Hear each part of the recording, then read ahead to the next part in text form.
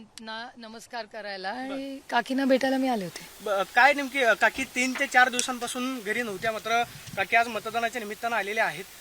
तुम्ही आज एका सशक्त लोकशाहीमध्ये मतदान ही खूप जबाबदारीचं काम असतं आणि आशा काकी एक अतिशय जबाबदार लोक आपल्या म्हणजे त्यांची ती जबाबदारी आहे म्हणून मला आनंद वाटला की काकी आवर्जून मतदान करायला आल्या. आणि मी फिरत हे नेहमीच आहे आमचं रुटीन. त्यामुळे काकींचा आशीर्वाद घेण्यासाठी मी आले. मगाशी सुमती काकी भेटल्या.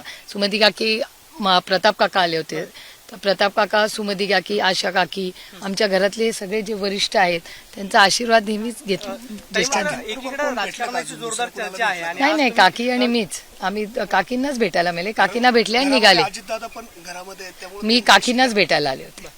मात्र ताई तुम्ही अचानक दादांच्या घरी आला, त्यामुळं हे माझ्या काकींचं घर आहे. हो नाही म्हणजे हे माझ्या काकींचं घर आहे. काय काकीने काय आशीर्वाद दिला?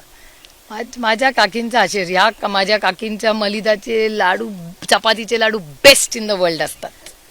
बेस्ट. आणि माझी सगळं लहानपण, माझ्या आयुष्यातली प्रत्येक शाळा आणि कॉलेजची सुट्टी या घरात 2 महिने मी राहिले आशा काकींकडे. आणि जेव्हा त्या काळात ना फोन बिन नसायचे. एकदा मी इथे आले की माझी आई 2-2 महिने माझ्याशी बोलायची नाही.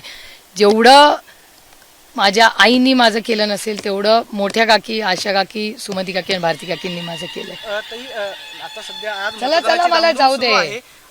कसा प्रतिसाद हा, मिळतोय नंदाबाईनी. लोकांचा? हॅलो. हो वहिनी, सांगते, लगेच सांगते. हो लगेच करते. चालेल. तुम्ही कुठे आहात? ह्याला ओके.